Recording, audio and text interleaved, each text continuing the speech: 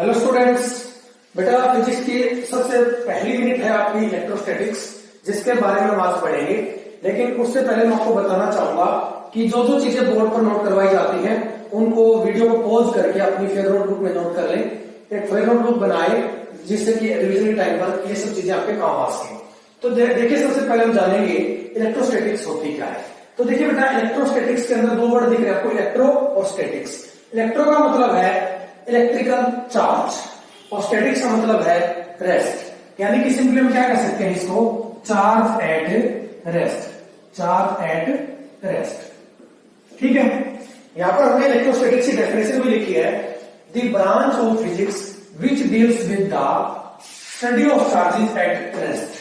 कहता है बेटा, ये ब्रांच फिजिक्स वो ब्रांच है जिसके अंदर हम जब चार्जेस रेस्ट में होंगे, यानी कि जब चार्जेस एक पार्ट से दूसरे पार्ट या एक बोर्ड से दूसरे पार्ट मूव नहीं कर रहे होंगे, तो उस टाइम पर चार्ज की क्या प्रॉपर्टीज होगी, किस तरह से वो बिहेव करेगा, किस तरह से वो दूसरे चार्जेस के साथ एक्ट करेगा, उन सब चीजों के बारे में हम पढ़ेंगे। और इसीलिए इस यूनिट का नाम क्या रखा गया है, इलेक्ट्रोस्टैटिक्स।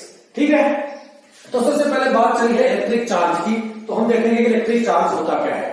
तो हमने लिखा है यहाँ पर, it is the characteristic property of elementary particles like proton and electrons which are responsible for strong electrical forces between bodies.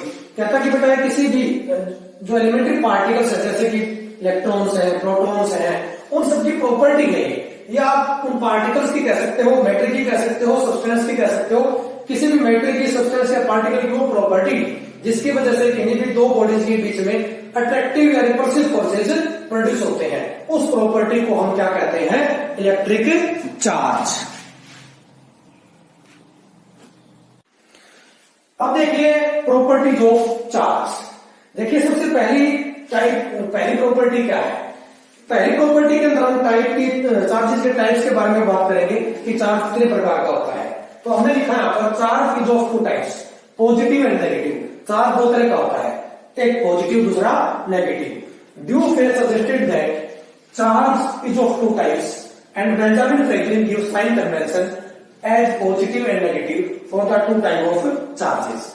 देखिए बेटा, ड्यूफेल नाम के एक साइंटिस्ट थे, ठीक है। इन्होंने सबसे पहले ये बताया कि चार्ज दो तरह का होता है, लेकिन उन्होंने चार्ज को किसी तरह की कोई साइन कन्वेंशन नहीं दी। साइन कन्वेंशन देने का काम किसने किया, बेंजामिन फ्रैंकलिन ने। ठीक है, उन्होंने कहा कि सर जो एक टाइप का चार्ज उसको पॉजिटिव कहेंगे और दूसरी तरह का जो चार्ज होगा या उससे अपोजिट नेचर का जो चार्ज होगा उसको हम नेगेटिव कहेंगे। यानी कि सिंपली अगर हम बात करें तो ड्यूफेल ने तो यही कहा था कि sir charge is of two types, यानी कि टाइप 1 टाइप 2। ठीक है, लेकिन बेंजामिन फ्रैंकलिन ने चार्ज की प्रॉपर्टीज को स्टडी किया। उन्होंने पाया कि चार्ज जो है वो एडिटिव इन नेचर होता है। ये फिर प्रॉपर्टी जिसको बारे में हम आगे डिटेल में स्टडी करेंगे, उस प्रॉपर्टी के आधार पर बेंजामिन फ्रैंकलिन ने उसको नाम दिया पॉजिटिव एंड नेगेटिव। फिर देखिए हमने लिखा है, charge of electron and similar to it. कहता है कि इलेक्ट्रॉन पे जो चार्ज होगा या उसके सिमिलर जो दूसरे चार्जेस होंगे आर कंसिडर्ड एज नेगेटिव। उनको हम कैसा मानेंगे, नेगेटिव। यानी कि सिंपली हम कह सकते हैं कि इस इलेक्ट्रॉन पर नेगेटिव चार्ज होता है। ठीक है, तो इसलिए हमने लिखा है charge of electron is equal to minus e. E क्या है, charge on an elementary particle. और किसी भी एलिमेंट्री पार्टिकल पर जो चार्ज होगा उसका मैग्नीट्यूड कितना होगा, उसका मैग्नीट्यूड होगा 1.6 इंटू 10 की power minus 19 coulomb. Negative sign यहाँ पर चार्ज की पोलैरिटी को रिप्रेजेंट कर रहा है कि चार्ज का नेचर कैसा है। ठीक है, इलेक्ट्रॉन की बात करें तो चार्ज का नेचर कैसा है, नेगेटिव, इसलिए यहाँ पर नेगेटिव साइन लगाया। और ई क्या है, किसी भी इलेक्ट्रॉन पे, प्रोटॉन पे, यानी किसी भी एलिमेंट्री पार्टिकल पर चार्ज कितना होता है। तो इसलिए इलेक्ट्रॉन का चार्ज कितना होगा, माइनस 1.6 इंटू 10 की पावर माइनस 19 कूलम। ठीक है, उसके बाद आती है प्रोटॉन की। Charge of proton and charges similar to it are considered as positive. देखिए ये जो E प्लस का साइन है ये प्रोटॉन का सिंबल है। हमने कहा कि बेटा प्रोटॉन पे जो चार्ज होगा या उसके सिमिलर जो दूसरे चार्जेस होंगे उसको हम कैसा मान के चलेंगे, पॉजिटिव। ठीक है, इसलिए हमने लिखा है charge of electron is equal to plus e, और ई का मैग्नीट्यूड हमने आपको बताया 1.6 इंटू 10 की पावर माइनस 19 कूलम। तो इसलिए हमने क्या लिखा है, प्लस 1.6 इंटू 10 की पावर माइनस 19 कूलम। यहां पर भी एक पॉजिटिव साइन किस चीज को रिप्रेजेंट कर रहा है, चार्ज की पोलैरिटी को, चार्ज के नेचर को। तो यहां से देखिए बेटा एक बात तो क्लियर हो जाती है कि इलेक्ट्रॉन और प्रोटॉन के ऊपर चार्ज का जो मैग्नीट्यूड है वो सेम है, यानी कि इधर पे मैग्नीट्यूड कितना है 1.6 इंटू 10⁻⁻19 कूलम, और प्रोटॉन के ऊपर भी प्रोटॉन के चार्ज का मैग्नीट्यूड कितना है 1.6 इंटू 10⁻⁻19 कूलम। ठीक है, लेकिन पोलैरिटी डिफरेंट है, नेचर डिफरेंट है, एक पे चार्ज कैसा है नेगेटिव, दूसरे पे कैसा है पॉजिटिव। इसलिए हमने लिखा है charge of electron and proton are equal. कहता है कि किसी भी इलेक्ट्रॉन प्रोटॉन पर चार्ज इक्वल होगा but there polarity is opposite, लेकिन उनकी जो पोलैरिटी है, जो उसका नेचर है, वो क्या होगा, डिफरेंट होगा। ओके, अब दूसरी प्रॉपर्टी देखिए बेटा क्या कहती है, like charges repel each other and unlike charges attract each other. देखिए ये जो प्रॉपर्टी है ये आप 7वीं 8वीं क्लास से पढ़ते आ रहे हैं। क्या कहते हैं बेटा, जो लाइक चार्जेस है यानी कि सेम नेचर के चार्जेस वो एक दूसरे को रिपेल करेंगे, दूर धकेलेंगे, and unlike charges attract each other, और अनलाइक यानी कि एक पॉजिटिव चार्ज ने एक नेगेटिव चार्ज अगर लेते हैं तो वो दोनों एक दूसरे को क्या करेंगे, अट्रैक्ट करेंगे। जैसे कि फॉर एग्जाम्पल अगर हमने दो पॉजिटिव चार्ज ले, ठीक है, ये पॉजिटिव चार्ज इस पॉजिटिव चार्ज को दूर धकेलेगा और ये पॉजिटिव भी इस पॉजिटिव को क्या करेगा, दूर धकेलेगा, यानी कि ये दोनों एक दूसरे पर ऑपोजिट डायरेक्शन में फोर्स लगाएंगे। इसी प्रकार अगर हम लेते हैं नेगेटिव चार्ज, एक नेगेटिव ले लिया, दूसरा भी नेगेटिव ले लिया, ये नेगेटिव भी इस नेगेटिव पर आउटवर्ड डायरेक्शन में फोर्स लगाएगा और ये नेगेटिव भी इस नेगेटिव पर आउटवर्ड डायरेक्शन में फोर्स लगाएगा। यानी कि अगर आपने दो नेगेटिव चार्जेस भी ले लिए तो एक दूसरे को दूर धकेलेंगे, एक दूसरे को रिपेल करेंगे। लेकिन अगर आप लेते हैं, मान लिया आपके पास है एक नेगेटिव चार्ज, एक आपके पास है पॉजिटिव चार्ज, तो ये पॉजिटिव क्या करेगा, नेगेटिव को अपनी तरफ अट्रैक्ट करेगा और ये नेगेटिव पॉजिटिव को क्या करेगा, अपनी तरफ अट्रैक्ट करेगा। यानी कि अगर आप ऑपोजिट नेचर के चार्ज लेते हैं, एक नेगेटिव ले लिया, दूसरा पॉजिटिव ले लिया, तो वह दोनों क्या करेंगे, एक दूसरे को अपनी तरफ खींचेंगे, एक दूसरे को अपनी तरफ अट्रैक्ट करेंगे। यानी कि अगर चाहे दोनों पॉजिटिव लो चाहे दोनों नेगेटिव, वो तो एक दूसरे को क्या करेंगे, रिपेल करेंगे। लेकिन अगर एक पॉजिटिव ले लिया दूसरा नेगेटिव ले लिया तो वो एक दूसरे को क्या करेंगे, अट्रैक्ट करेंगे। ठीक है, उसके बाद आती है थर्ड प्रॉपर्टी। ये क्या कहती है, charging is due to transfer of electrons. कि कोई भी बॉडी पे, किसी बॉडी पे जो चार्ज आता है या कोई भी बॉडी चार्ज होती है तो वो उसके अंदर चार्जिंग होती कैसे है, तो किस वजह से होती है, due to transfer of electrons. वहां पर इलेक्ट्रॉन्स का ट्रांसफर हो रहा होता है। ठीक है, the body which loses electrons gate positive charge. जो बॉडी इलेक्ट्रॉन्स लूज कर देगी उस पर पॉजिटिव चार्ज आ जाएगा, and the body which gain electrons, और जो बॉडी इलेक्ट्रॉन्स को एक्सेप्ट करेगी, गेन करेगी, उस पर कैसा चार्ज आएगा, नेगेटिव। क्यों, देखिए आपको पता है अगर मैं किसी भी एटम की बात करूं, ठीक है, तो एटम को हम क्या लेके चलते हैं कि एटम से न्यूट्रल होता है, कोई भी एटम न्यूट्रल होता है, और न्यूट्रल होने का मतलब क्या है कि वहां पर इलेक्ट्रॉन और प्रोटॉन की संख्या क्या है, इक्वल। ठीक है, किसी भी ऑब्जेक्ट को न्यूट्रल तभी कहेंगे जब उसके अंदर इलेक्ट्रॉन और प्रोटॉन की संख्या क्या हो, इक्वल हो, यानी कि उस पर नेट चार्ज उस टाइम पर क्या होगा, 0। ओके, अब हम देखिए ये बात तो है किसकी, न्यूट्रल एटम की। ठीक है, अब देखिए अगर मैं इसमें से कुछ इलेक्ट्रॉन्स विड्रॉ कर लेता हूं, ठीक है, कुछ इलेक्ट्रॉन्स विड्रॉ कर लिया बेटा, पहले इसके अंदर क्या थे, इलेक्ट्रॉन और प्रोटॉन की संख्या इक्वल थी, अब हमने क्या कर लिया, कुछ इलेक्ट्रॉन्स इसमें से बाहर निकाल दिए। ठीक है, अगर इसमें से इलेक्ट्रॉन बाहर निकालेंगे तो इसके अंदर कैसा चार्ज ज्यादा रहेगा, पॉजिटिव चार्ज, है ना, क्योंकि पहले इलेक्ट्रॉन और प्रोटॉन इक्वल थे, और लेकिन हमने इलेक्ट्रॉन को क्या कर दिया, विड्रॉ। जैसे इलेक्ट्रॉन विड्रॉ करेंगे तो प्रोटॉन ज्यादा रह जाएंगे, और प्रोटॉन पे कैसा चार्ज होता है, positive charge. That's why object पर कैसा चार्ज आ जाएगा, पॉजिटिव। अगर यही काम मुझसे उल्टा कर दें, यानी कि ये ऑब्जेक्ट है या कोई भी एटम है जिसके ऊपर नेट चार्ज 0 है, लेकिन हम इसको कुछ इलेक्ट्रॉन्स दे दें, है ना, कुछ इलेक्ट्रॉन्स बाहर से जाकर इसके ऊपर रखते हैं, इसको दे दें, तो उस टाइम पे क्या होगा, पहले जब भी न्यूट्रल था, जब इसके अंदर से ना तो इलेक्ट्रॉन को विड्रॉ किया था, ना ही इसको इलेक्ट्रॉन्स दिए थे, उस टाइम पर इसके अंदर इलेक्ट्रॉन और प्रोटॉन की संख्या इक्वल थी। लेकिन जैसे इलेक्ट्रॉन्स इसको दे देंगे, ये इलेक्ट्रॉन्स को क्या करेगा, एक्सेप्ट करेगा। जैसे इलेक्ट्रॉन को एक्सेप्ट करेगा इसके ऊपर नेगेटिव चार्ज ज्यादा हो जाएगा। ठीक है, तो इसके ऊपर उस ऑब्जेक्ट पे कैसा चार्ज आ जाएगा, नेगेटिव। ठीक है, देखिए इसको और अच्छे से समझने की कोशिश करते हैं। मान लो आपके पास कोई भी ऑब्जेक्ट है, ठीक है, ये मान लिया कोई भी ऑब्जेक्ट है बेटा, इसमें से हमने मान लिया एक इलेक्ट्रॉन बाहर निकाल दिया, एक इलेक्ट्रॉन पहले न्यूट्रल था, इसके ऊपर नेट चार्ज 0 था, यानी कि इलेक्ट्रॉन और प्रोटॉन की संख्या क्या थी यहाँ पर, इक्वल। लेकिन अब हमने क्या किया, एक इलेक्ट्रॉन को बाहर निकाल दिया, तो कितने प्रोटॉन एक्स्ट्रा हो गए यहाँ पर, एक प्रोटॉन, है ना, यानी कि इसके ऊपर एक प्रोटॉन इसमें हो गया एक्सेस में, तो इसमें कितना चार्ज आ गया, प्लस की, क्योंकि कितना निकला है, माइनस ही बाहर निकला है। यानी कि एक इलेक्ट्रॉन बाहर निकला तो एक ही प्रोटॉन ज्यादा हुआ, और एक प्रोटॉन पे चार्ज कितना होता है प्लस ई, यानी कि ई की वैल्यू क्या होगी 1.6 × 10⁻⁻19 कूलम। तो ऑब्जेक्ट पे कितना चार्ज आ जाएगा एक प्रोटॉन के चार्ज के इक्वल। लेकिन इसकी जगह हम कहते हैं कि नहीं, हमने इसके अंदर से 2 इलेक्ट्रॉन्स विड्रॉ किए, 2 इलेक्ट्रॉन विड्रॉ करेंगे तो इसके अंदर कितने प्रोटॉन ज्यादा हो जाएंगे 2 प्रोटॉन ज्यादा हो जाएंगे, ठीक है। और 2 प्रोटॉन ज्यादा होंगे तो क्या करेंगे, इस नंबर को 2 को हम क्या करें एक प्रोटॉन के चार्ज से मल्टीप्लाई करते हैं तो इस ऑब्जेक्ट का नेट चार्ज आ जाएगा। यानी कि इस पर नेट चार्ज कितना होगा +2e, यानी कि +2 × 1.6 × 10⁻⁻19 कूलम। जब से सोल्व करोगे क्या आ जाएगा 3.2 × 10⁻⁻19 कूलम, ठीक है। यानी कि कहने का मतलब क्या बेटा, जितने इलेक्ट्रॉन्स आप बाहर निकालेंगे उतना ही पॉजिटिव चार्ज इसके ऊपर आ जाएगा। से एक एग्जांपल और लेते हैं, मान लो 10 इलेक्ट्रॉन्स बाहर निकाल दिए, ठीक है। जब 10 इलेक्ट्रॉन बाहर निकालने तो हमने क्या कहा, जितने इलेक्ट्रॉन बाहर निकालोगे उतना ही पॉजिटिव चार्ज, यानी कि +10 × e, यानी कि इस पर कितना चार्ज आ गया 10। 10 इलेक्ट्रॉन बाहर निकाले 10 की पॉजिटिव चार्ज इसके ऊपर आ गया, ठीक है, +10e। ओके, अब इसको देखें कि इस ऑब्जेक्ट पर नेट चार्ज कितना है तो क्या करेंगे 10 × 1.6 × 10⁻⁻19 कूलम। जब सोल्व करोगे क्या जाएगा 1.6 × 10⁻⁻18 कूलम, क्योंकि देखो 10 और 10 बेस सेम है तो पावर जुड़ जाएंगी, इधर पावर -19 इधर पावर +1, -19 + 1 क्या बचा -18, ठीक है।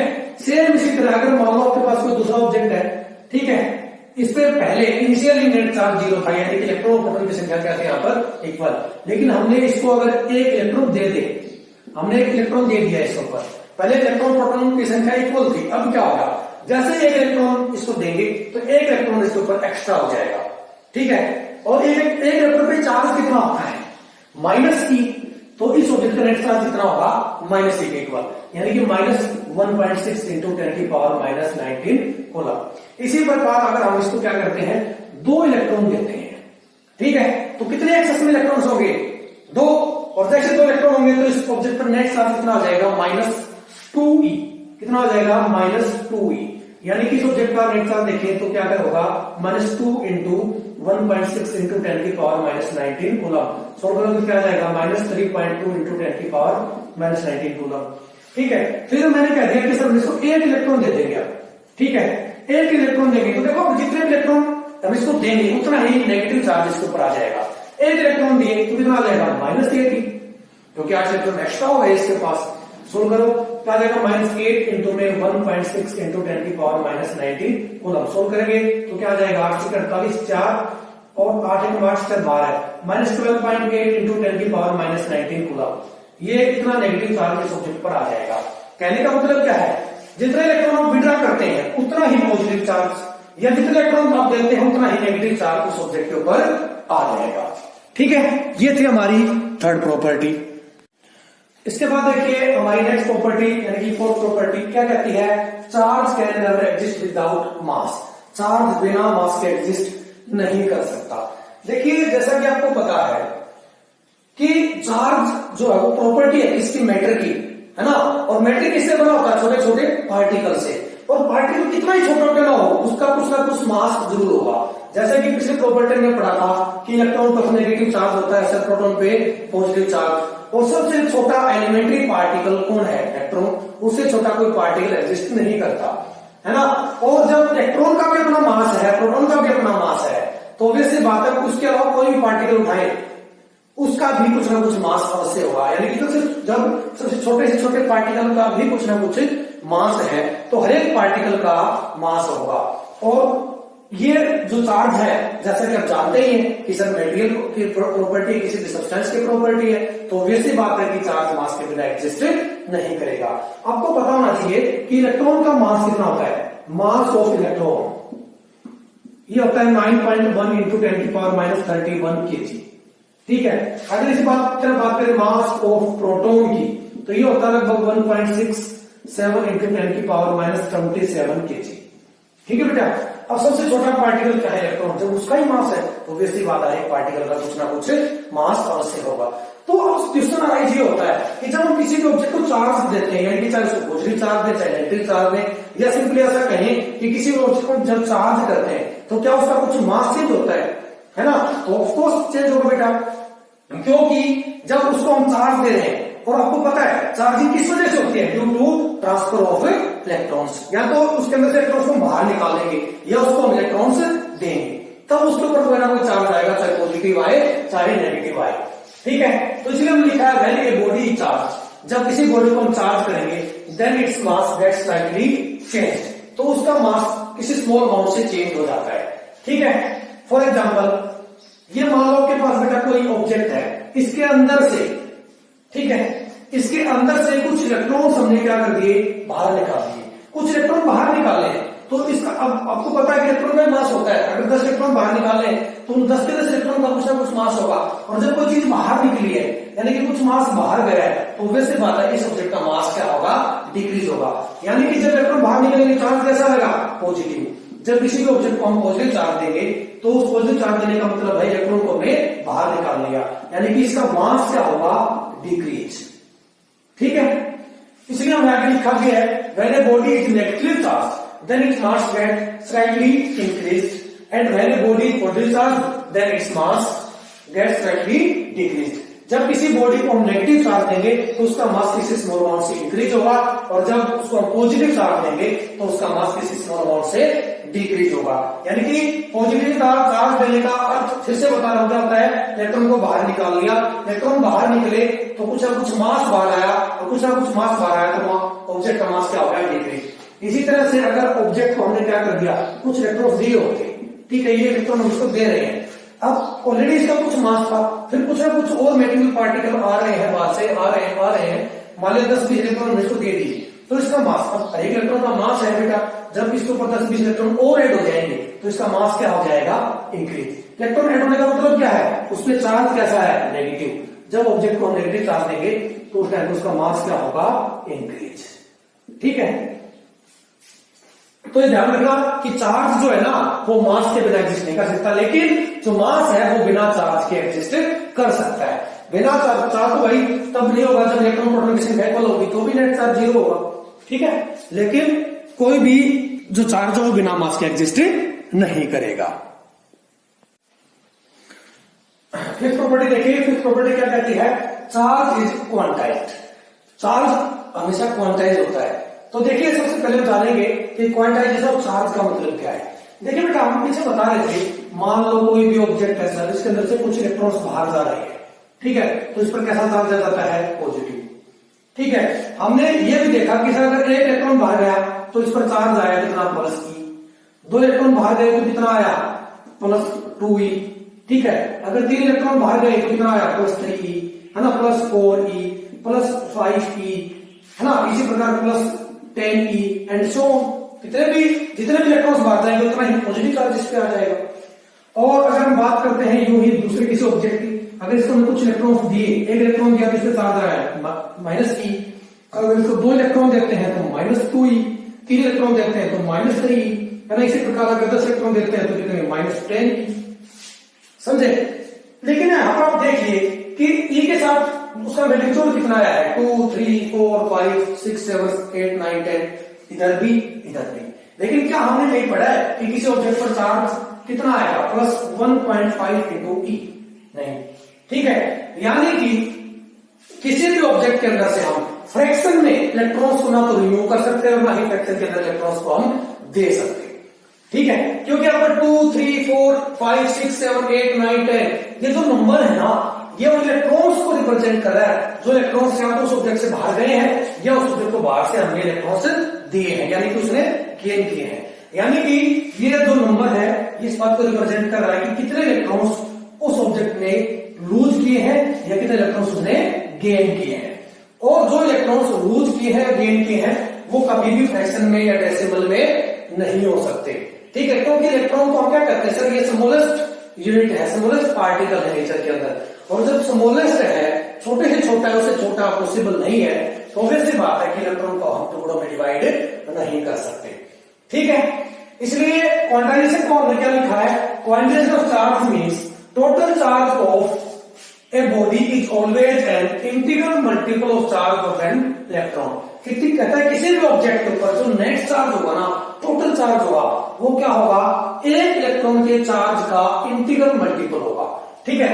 जैसे कि मान लो किसी भी ऑब्जेक्ट पर नेट चार्ज कितना है, क्यों, ठीक है, हमने कह दिया कि सर ये जो क्या है किसी भी ऑब्जेक्ट का नेट चार्ज है, तो ये किसके इक्वल होगा, ये होगा integral multiple of charge on an electron. एक इलेक्ट्रॉन पे चार्ज कितना होता है, ई के इक्वल।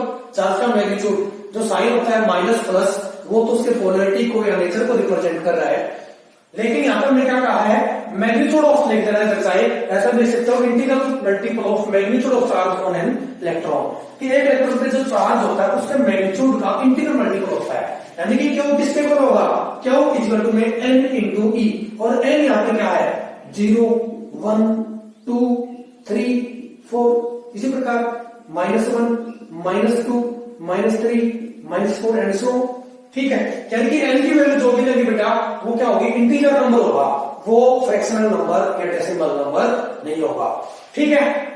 तो ये बात ध्यान रखें कि इधर सर जब 3 इलेक्ट्रॉन बाहर निकले तो इसको चार्ज दिया 3e, है ना, 3 इलेक्ट्रॉन बाहर नहीं गए, पूरे 3 इलेक्ट्रॉन बाहर गए, या तो पूरे 3 गए हैं या पूरे 3 उसने गेन किए हैं, यानी कि जितने इलेक्ट्रॉन्स का वहां पर ट्रांसफर होता है वो नंबर इंटू में चार्ज ऑन एन इलेक्ट्रॉन या चार्ज ऑफ एन इलेक्ट्रॉन, किसी भी एक इलेक्ट्रॉन का जो चार्ज है, एक इलेक्ट्रॉन के चार्ज हो, इलेक्ट्रॉन को प्रोटॉन को एक ही बात है, क्योंकि दोनों पे चार्ज इक्वल ही होता है, बस पोलैरिटी डिफरेंट होती है। तो एक इलेक्ट्रॉन का जो चार्ज है उसको उस नंबर ऑफ इलेक्ट्रॉन से मल्टीप्लाई कर देंगे जितने नंबर ऑफ इलेक्ट्रॉन्स का वहां पर ट्रांसफर हुआ है, यानी कि अगर कहीं पर 10 इलेक्ट्रॉन का ट्रांसफर हुआ है, 10 इलेक्ट्रॉन बाहर गए हैं तो +10e, 10 इलेक्ट्रॉन एक्सेप्ट किए हैं तो -10e, अगर 50 इलेक्ट्रॉन बाहर गए हैं तो उस ऑब्जेक्ट का चार्ज कितना होगा +50e, है ना, 50 इलेक्ट्रॉन एक्सेप्ट किए हैं तो कितना होगा -50e, यानी कि number of transfer of electrons के साथ एक इलेक्ट्रॉन के चार्ज को मल्टीप्लाई कर दो, उस ऑब्जेक्ट का टोटल चार्ज आ जाएगा। तो E क्या होगा यहाँ पर, चार्ज ऑफ एन इलेक्ट्रॉन, और N क्या है, नंबर ऑफ इलेक्ट्रॉन ट्रांसफर्ड, यानी जितने इलेक्ट्रॉन का वहां पर ट्रांसफर हुआ, चाहे वो बाहर गए हैं तो चाहे वो अंदर आए हैं तो, ठीक है। अगर बाहर गए हैं तो पॉजिटिव नंबर ले लेंगे 0 1 2 3 4, अगर वो एक्सेप्ट किए हैं तो माइनस का नंबर ले लेंगे -1 -2 -3, ठीक है। लेकिन ये N की जो वैल्यू है ये फ्रैक्शन में या डेसिमल में नहीं होगी, ठीक है। इसी पर बेस्ड कुछ क्वेश्चंस करते हैं। देखिए फर्स्ट क्वेश्चन हमारा क्या कहता है, मान लो आपको ऐसा बोल दिया जाए कि सर देखिए question 1, can a body have charge, या can a body have 2.8 into 10⁻⁻19 coulomb charge. क्या कहते हैं, किसी भी ऑब्जेक्ट पर इतना चार्ज हो सकता है, क्या किसी ऑब्जेक्ट पर इतना चार्ज पॉसिबल है, ये देखने के लिए आपको बोला गया है। तो इसके लिए हम क्या करेंगे, इसका सॉल्यूशन कैसे करेंगे, हमें पता है according to quantization of charge, according to quantization of charge, क्यों की वैल्यू क्या होती है n इंटू में e, है ना बेटा। तो हम ये देखेंगे कि जब किसी ऑब्जेक्ट पर इतना चार्ज आ रहा है, यानी कि +2.8 into 10⁻⁻19 कूलम बोला गया है, तो वहां पर इलेक्ट्रॉन का ट्रांसफर कितना होगा, क्या वो ट्रांसफर होल नंबर है, क्या वो इलेक्ट्रॉन की संख्या होल नंबर में है या फ्रैक्शन में है। अगर फ्रैक्शन में हुई तो ये चार्ज पॉसिबल नहीं है किसी भी ऑब्जेक्ट पर, अगर वो होल नंबर आ जाता है तो ये चार्ज पॉसिबल है। तो देखो बेटा यहाँ पर क्या गिवन है, क्यों, ठीक है। Now we know that Q equal to में Ne, और गिवन क्या है, क्यू की वैल्यू गिवन है कितनी 2.8 into 10⁻⁻19 कूलम, और E क्या है, चार्ज ऑन इलेक्ट्रॉन, ये हमें पता है कितना होता है, तो E इज इक्वल टू में क्या लिखें 1.6 into 10⁻⁻19 कूलम, ठीक है। N निकाल लेंगे, N अगर हमारे पास होल नंबर आया तो चार्ज पॉसिबल नहीं, अगर फ्रैक्शनल नंबर आया तो पॉसिबल नहीं होगा। तो N क्या होगा यहाँ से, N इज इक्वल टू में इस जो E है ये N से मल्टीप्लाई है, इसको इधर ले आओ, क्या हो जाएगा N इज इक्वल टू में Q अपॉन E, और Q की वैल्यू कितनी है 2.8 into 10⁻⁻19, ये क्वेश्चन में गिवन है, और E की वैल्यू कितनी है 1.6 into 10⁻⁻19 कूलम। देखो ऊपर भी 10⁻⁻19, नीचे 10⁻⁻19 कट जाएगा, क्या बचेगा बेटा 2.8 अपॉन 1.6, डेसिमल से डेसिमल गया, ठीक है, क्या आ गया 28/16, काट दो, 4 से काटे, 4 7 28, और नीचे क्या आ गया 4 7 16, यानी कि आंसर क्या है 7/4, ठीक है। फ्रैक्शन में आया बेटा, ठीक है, फ्रैक्शन में आ रहा है, इसका मतलब क्या है, सर इतने इलेक्ट्रॉन्स का ट्रांसफर वहां पॉसिबल नहीं है, इतने इलेक्ट्रॉन का ट्रांसफर नहीं हो सकता, ठीक है। तो अब जब इलेक्ट्रॉन्स का ट्रांसफर फ्रैक्शन में नहीं हो सकता तो क्या ये चार्ज एग्जिस्ट करेगा, तो आंसर ये होगा सर ये चार्ज बिल्कुल भी एग्जिस्ट नहीं करेगा, ठीक है। तो लिख सकते हो कि sir this charge does not exist, this charge does not exist, ये चार्ज एग्जिस्ट नहीं करेगा। क्यों नहीं करेगा? Because transfer electrons, because transfer of electrons can never be in fraction. ठीक है, इलेक्ट्रॉन्स का ट्रांसफर कभी फ्रैक्शन में नहीं हो सकता, समझे? इसलिए ये चार्ज एग्जिस्ट नहीं करेगा। और एग्जांपल लेते हैं ऐसा ही जिसमें चार्ज एग्जिस्ट करता हो। बता दो, इसको छाप ले पॉज करके।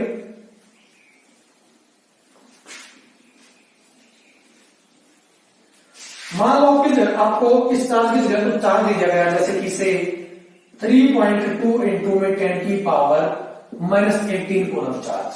कहता है कैन बॉडी हैव 3.2 इंटू 10 की पावर -18 कूलम चार्ज? क्या किसी ऑब्जेक्ट पर इतना चार्ज हो सकता है? तो बिल्कुल सेम प्रॉपर्टी से आंसर देखेंगे हम क्या होगा। Now according to quantization of charge, Q की वैल्यू क्या होती है? n इंटू में टी। और जब आपको क्यू की वैल्यू दी तो n निकालना है, तो n क्या होगा इधर से? Q upon T. ठीक है बेटा, क्यू की वैल्यू यहां से कितनी है? 3.2 इंटू 10 की पावर -18 और ई की वैल्यू कितनी होती है? 1.6 इंटू 10 की पावर -19 कूलम। ठीक है, अब देखो ऊपर भी डेसिमल के बाद एक डिजिट, नीचे भी एक डिजिट, तो डेसिमल से डेसिमल कट जाएगा। 10 की पावर -19 को ऊपर ले जाओ, जब इसको ऊपर लेके जाओगे तो ये पावर माइनस से क्या हो जाएगी? प्लस। क्या हो जाएगा? 32 इंटू 10 की पावर -18 इंटू 10 की पावर +19 बटे में 16। ठीक है बेटा, इसको देखो आप क्या कर सकते हैं। 32 इंटू में 10 की पावर, बेस से में पावर ऐड हो जाएगी, -18 + 19/16। ठीक है, सॉल्व करेंगे तो क्या हो जाएगा इधर? 32 इंटू में 10 की पावर +1, क्योंकि -18 + 19। ठीक है, तो कितना बचेगा? +1। +1 को आप 10 की पावर +1 लिखो या सिंपली 10 लिखो, और नीचे क्या है? 16। फिर से काट दो, 16 से 32 कट जाएगा 2 पे, कितना आंसर आ गया? 20। क्या ये चार्ज पॉसिबल है? यस, ये चार्ज क्या है? पॉसिबल है। क्यों पॉसिबल है? क्योंकि यहाँ पर जो इलेक्ट्रॉन्स का ट्रांसफर हुआ वो क्या है? होल नंबर या इंटीजर नंबर। ठीक है बेटा, तो ये चार्ज एग्जिस्ट कर सकता है। एक बहुत ही कॉमन सा क्वेश्चन यहां से और भी बनता है, वो क्वेश्चन और देख लीजिए क्या कहता है।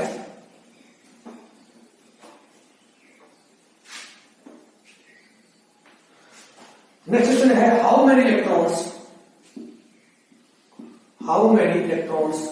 Are transferred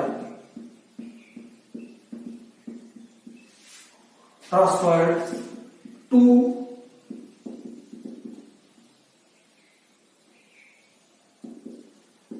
silhouette +1 coulomb charge. ठीक है, 1 कूलम चार्ज, किसी भी ऑब्जेक्ट पर 1 कूलम चार्ज आ जाए, इसके लिए कितने इलेक्ट्रॉन का ट्रांसफर वहां से पॉसिबल होगा, या कितने इलेक्ट्रॉन्स को हमें रिमूव करना होगा, या कितने इलेक्ट्रॉन्स को एक्सेप्ट करना होगा कि किसी भी ऑब्जेक्ट पर कितना चार्ज आ जाए? +1 कूलम चार्ज। ठीक है, तो क्या लिखेंगे? Now according to quantization of charge,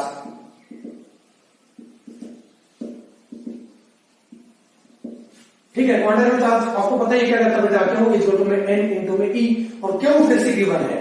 ठीक है, गिवन दैट क्या क्या गिवन है इधर? क्यू की वैल्यू कितनी है? +1 कूलम। ठीक है, ई की वैल्यू आपको पता है, n निकालो। ये तो पूछा है कि कितने नंबर ऑफ इलेक्ट्रॉन्स का ट्रांसफर होगा, यानी कि अपने को क्या निकालना है? n। तो n क्या आ जाएगा? क्यू अपॉन ई। क्यू की वैल्यू कितनी है? 1, और ई की वैल्यू क्या आती है? 1.6 इंटू 10 की पावर -19 कूलम। ठीक है, जब इसको आप सोल्व करोगे तो ये आंसर आ जाएगा 6.25 इंटू 10 की पावर -18। इतने नंबर ऑफ इलेक्ट्रॉन्स का ट्रांसफर होगा। लेकिन ट्रांसफर होगा कैसा? सर कैसा चार्ज है? Positive charge. और पॉजिटिव चार्ज होने का मतलब क्या है? इतने electrons are removed from object. हमें ऑब्जेक्ट के अंदर से इतने नंबर ऑफ इलेक्ट्रॉन्स को बाहर निकालना होगा। ठीक है, इतने नंबर ऑफ इलेक्ट्रॉन्स को क्या करना होगा? हमें बाहर निकालना होगा, तब किसी ऑब्जेक्ट पर कितना चार्ज आ जाएगा? +1 कूलम चार्ज। ठीक है, अब क्वेश्चन राइज ये होता है कि सर क्या कभी हम क्वांटाइजेशन को इग्नोर कर सकते हैं? हमने ये कहा यहाँ पर कि हम ये देखेंगे कि नंबर ऑफ इलेक्ट्रॉन्स अगर फ्रैक्शन में तो आ रहे हैं तो चार्ज पॉसिबल ही नहीं है, और अगर इलेक्ट्रॉन्स की संख्या होल नंबर में ट्रांसफर हो रही है तो वो इलेक्ट्रॉन्स क्या करेगा? एग्जिस्ट करेगा। तो एक क्वेश्चन ये रियलाइज होता है क्या कभी हम क्वांटाइजेशन चार्ज को इग्नोर कर सकते हैं, तो हम लिख रहे हैं when and why quantization of charge is ignored, quantization of charge is ignored.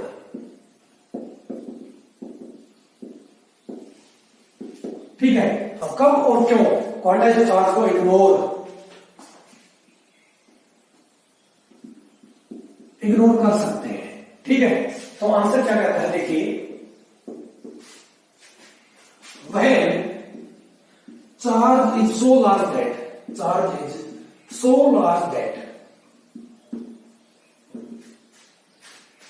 जो चार्ज इतना ज्यादा होगा, when charge is so large that there is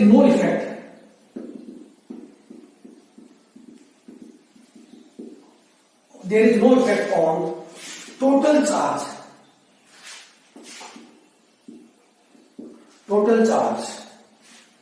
due to transfer of electrons।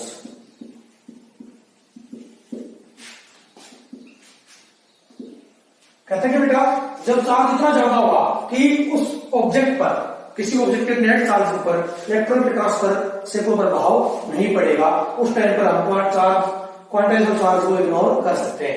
यानी कि अगर मान लो कोई भी ऑब्जेक्ट है, मान लो ये मार्कर ही है, इस मार्कर पर हमने कह दिया मान लो फॉर एग्जाम्पल 10 कूलम चार्ज है, तो इसमें से एक इलेक्ट्रॉन बाहर निकाल लिया या इसको 2 इलेक्ट्रॉन दे दिए, इसके नेट चार्ज पर कोई खास फर्क नहीं पड़ेगा।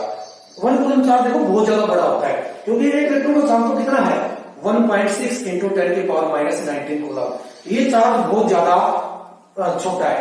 ठीक है, इसके अलावा देखें तो पिको में अगर चार्ज आता है, नैनो में आता है, माइक्रो में आता है, तो वही चार्ज बहुत ज्यादा बड़ा है एक इलेक्ट्रॉन के चार्ज से। तो ठीक है, और अगर 1 कूलम की बात करते हैं तो 1 कूलम तो बहुत ही ज्यादा बड़ा है, 10 कूलम की कर रहे हैं तो उससे भी ज्यादा की कर रहे हैं। तो अगर जब इस मार्कर पर 10 कूलम चार्ज है, तो अगर इसको 1-2 इलेक्ट्रॉन दे दिया या 1-2 इलेक्ट्रॉन से बाहर निकाल दिए, तो इसके सेहत पे कोई फर्क नहीं पड़ने वाला। और जब इसके सेहत पे कोई फर्क नहीं पड़ेगा, यानी कि इसके नेट चार्ज पे कोई खास फर्क नहीं पड़ेगा, उस टाइम पर हम क्या कर सकते हैं, क्वांटाइजेशन चार्ज को इग्नोर कर सकते हैं। इसलिए मैंने आपको लिखा when charge is so large that there is no effect on total charge due to transfer of electron. ठीक है, जब नेट चार्ज के ऊपर या टोटल चार्ज के ऊपर इलेक्ट्रॉन के ट्रांसफर की वजह से कोई इफेक्ट नहीं आ रहा, तो उस टाइम पर हम क्या करेंगे, क्वांटाइजेशन चार्ज को हम क्या कर देंगे, इग्नोर कर देंगे। ठीक है बेटा, तो आज के लिए इतना काफी, बाकी जो प्रॉपर्टीज है वो हम नेक्स्ट लेक्चर में करेंगे। ठीक है, आज के लिए थैंक यू वेरी मच।